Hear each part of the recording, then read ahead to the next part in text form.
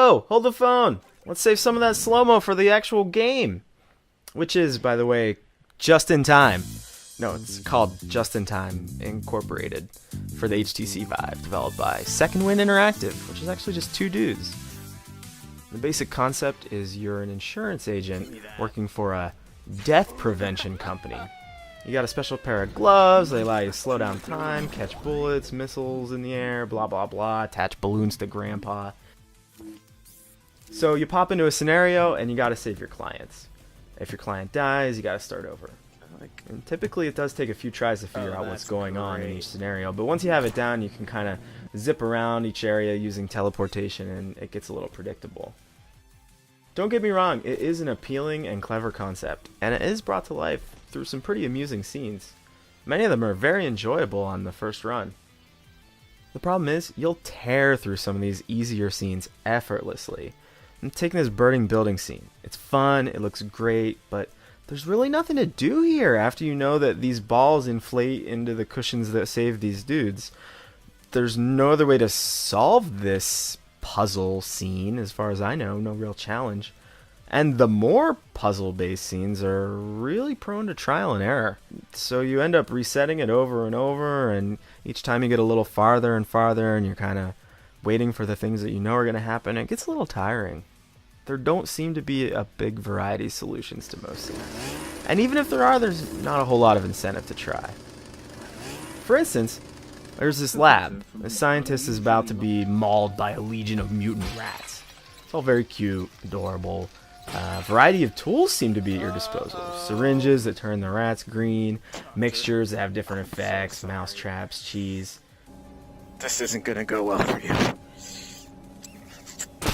Then I found this box cutter, and you can just pop the rats with it. Pop, pop, pop. Wait in the doorway. That's it. That's all I need to do.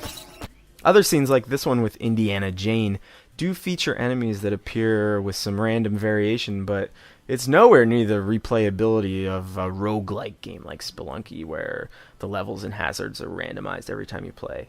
I really think this game could have benefited from something like that. I think the straightforward approach can totally work.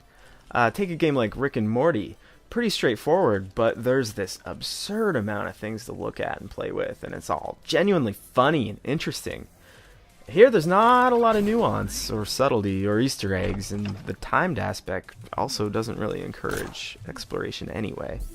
Not to say there's not funny stuff, but it's certainly not the level of detail that other games in this price range might offer.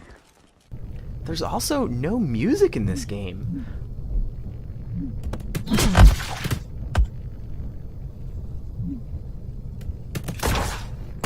I don't understand that. I don't like that. So is this game worth it? Worth 20 bucks? For me, I really like sharing VR with others. I regularly throw VR parties. I find it really fun to blow people's minds. Is this a game I'll be pulling out?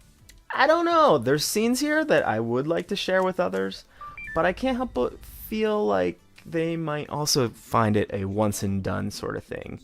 I can't personally see myself going back and replaying much here. A lot of people are reporting that they are completing this game in under 2 hours, even closer to an hour.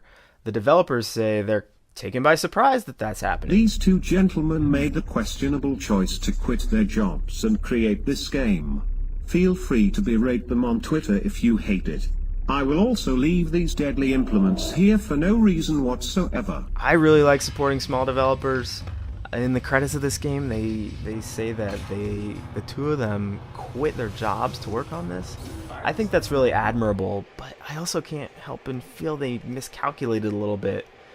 I think for $5 to $10, this would be a no-brainer for anybody's VR library. But in the $20 range, completable in 2 hours or less, I think they're going to see a lot of people refunding it on Steam. I'm a little torn myself. I'd love to know how you feel if you've tried it or if you're interested in trying it. All I know is slow motion is pretty cool. And speaking of...